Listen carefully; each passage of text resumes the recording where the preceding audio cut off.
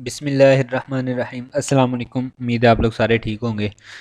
जैसा कि आप लोगों को पता है कि हम लोग ऊप के बारे में डिस्कस कर रहे थे। अभी तक हमने जो देख लिया था कि क्लास क्या होती है, ऑब्जेक्ट क्या होता है, कंस्ट्रक्टर क्या होता है, डिस्ट्रक्टर भी हमने देख लिया था। आज जो हमने डिस्कस करना है वो basically static data member.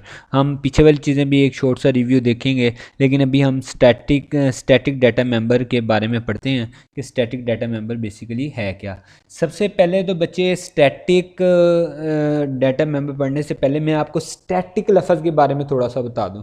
Static basically क्या होता है कि आप कह लें साकन, इसका उर्दू में अगर आप कहें तो इसका मतलब होता है साकन, यानी कि रुका हुआ, नॉट चेंजेबल। स्टैटिक का मतलब क्या है? नॉट चेंजेबल, यानी कि वो चेंज नहीं होता। एक बेसिकली आप जब आगे पढ़ेंगे तो आप लोग देखेंगे स्टैटिक वेबसाइट हैं, डायनामिक वेबसाइट हैं। वेबसाइट के अंदर भी ज़्यादातर ये लफ्ज़ स्टैटिक का और डायनामिक का यूज़ किया जाता है। स्टैटिक वेबसाइट का क्या मतलब है कि एक दफ़ा जो डेवलपर ने बना दी बस वही रहेगी, वो चेंजेबल नहीं होगी, वो प्रोग्रामर खुद उसे चेंज करेगा। जबकि डायनामिक में क्या होता है कि जिसके पास वो वेबसाइट है उसके पास अथॉरिटी होती है कि वो उसे चेंज कर सके।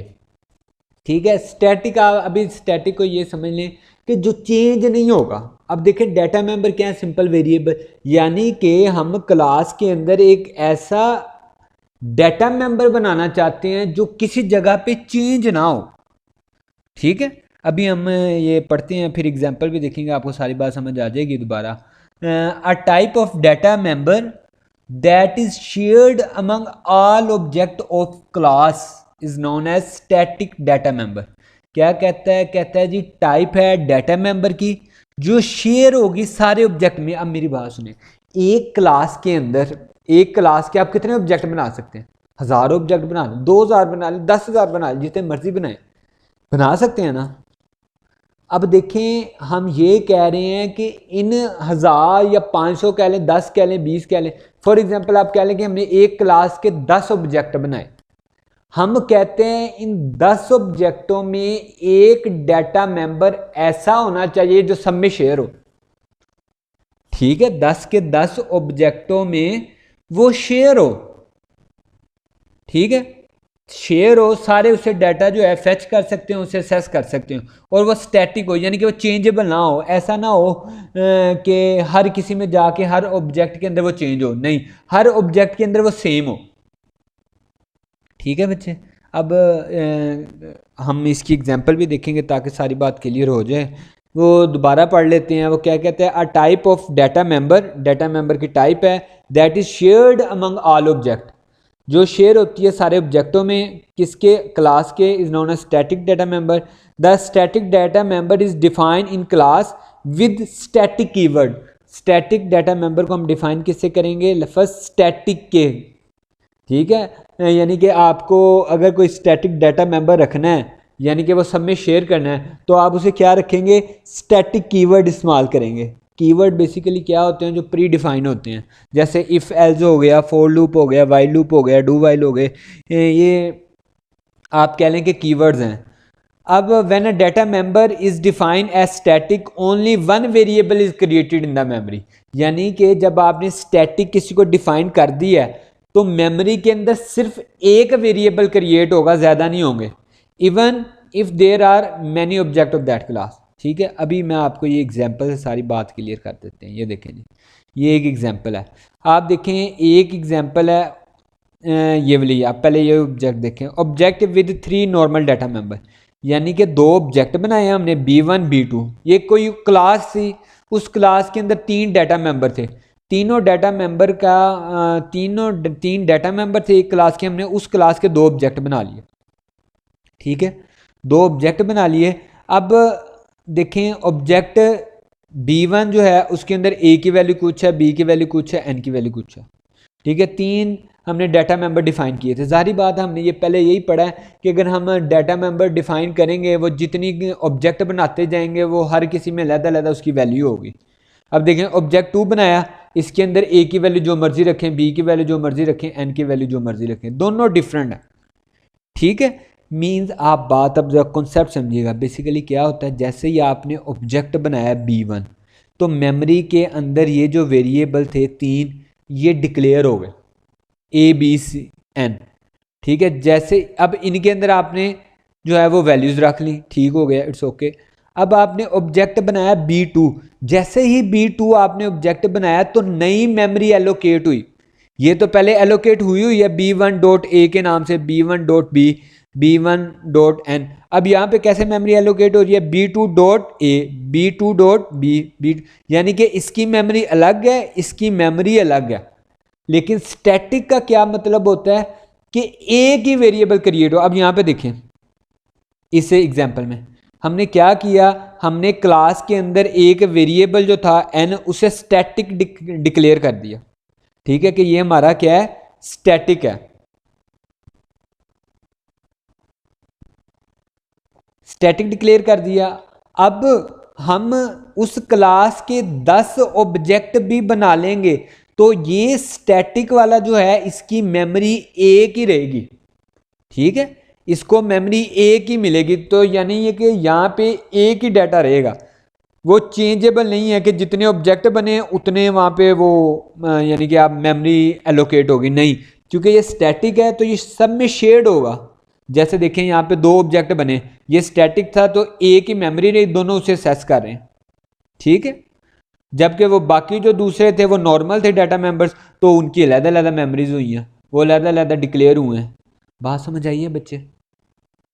मीन्स आप इन शॉर्ट ये कह लें, अगर मैंने स्टैटिक डिफाइन कर दिया ना, मैंने कह दिया है कि जी ये स्टैटिक है, तो इसका मतलब ये है कि उसको मेमोरी के अंदर सिर्फ एक स्पेस मिली है, चाहे 10 ऑब्जेक्ट भी उस क्लास के बन जाए, वो उसकी एक ही स्पेस रहेगी, एक ही खाना रहेगा।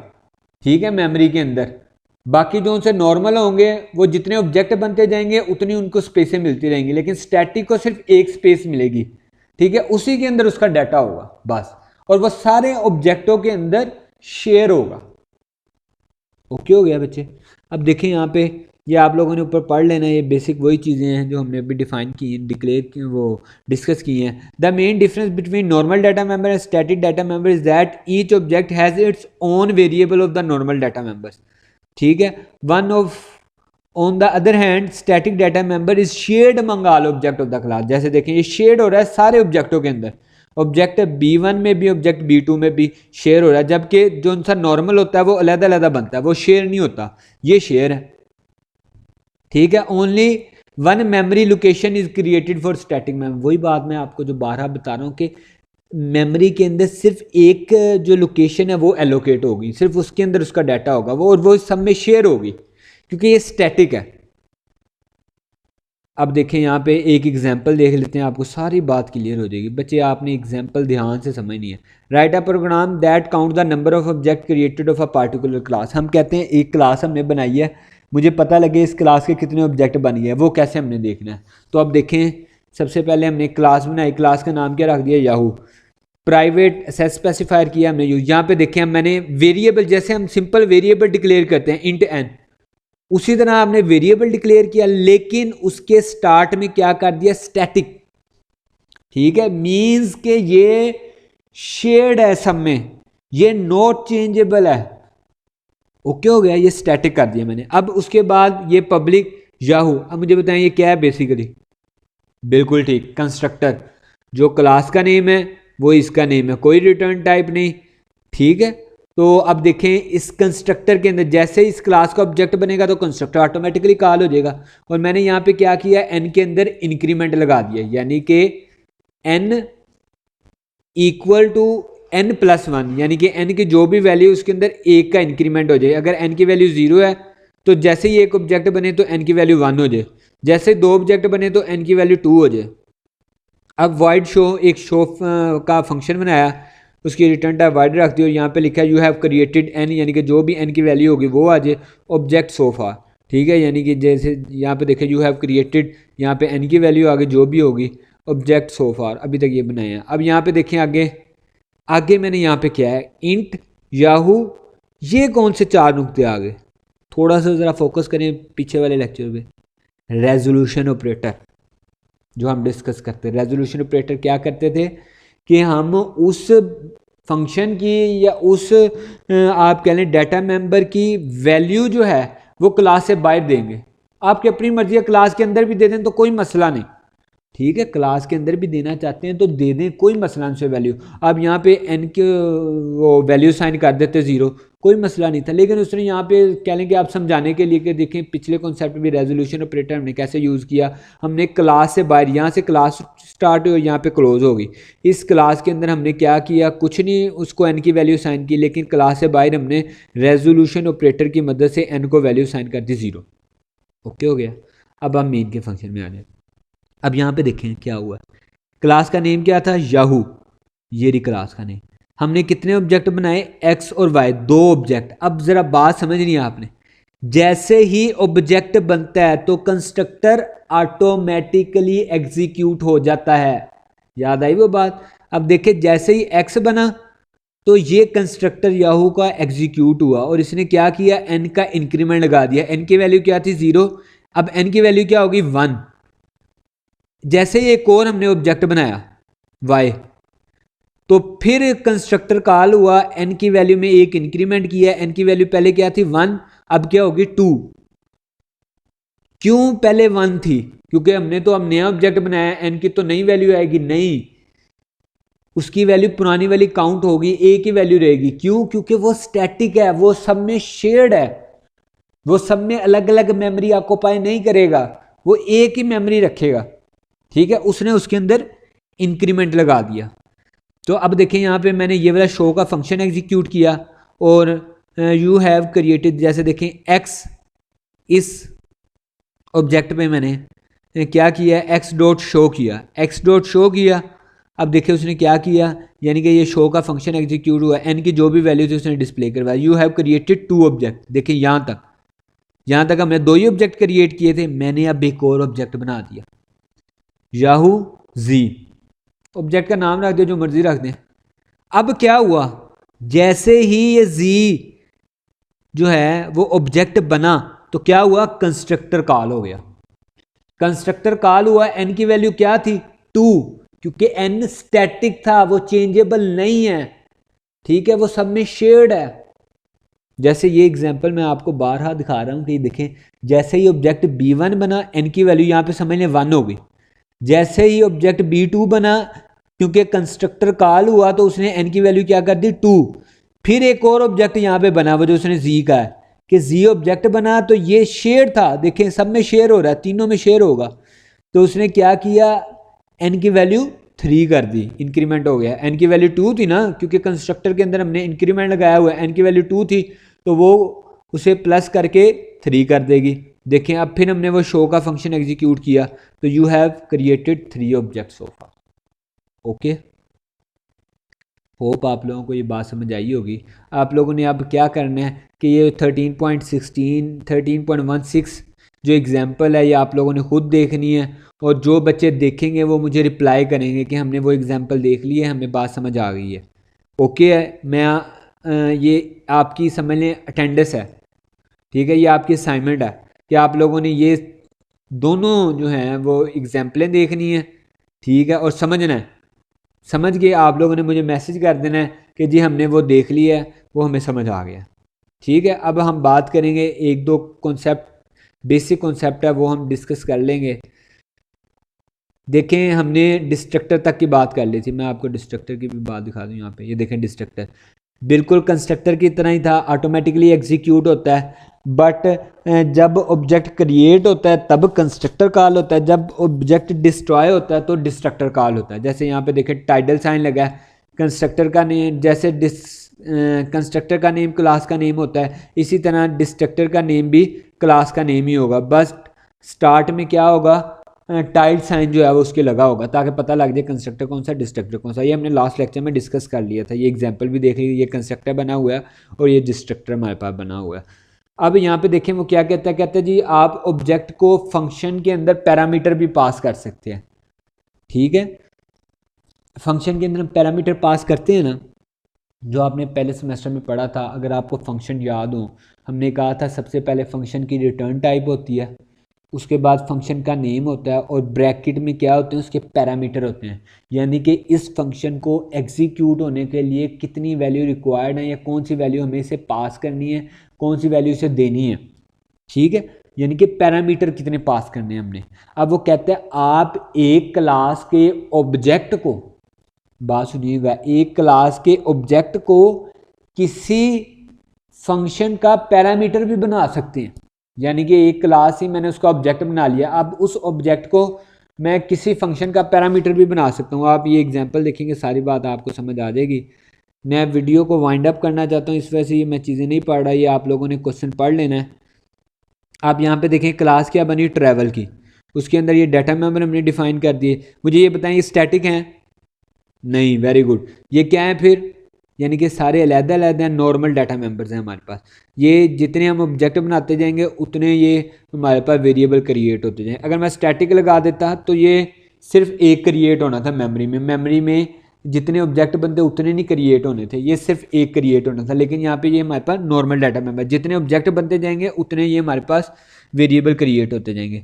ये आगे देखिए मैंने क्या किया, कंस्ट्रक्टर, कंस्ट्रक्टर बना दिया KM HR, यानी कि इन दोनों को वैल्यू साइन कर दी 0।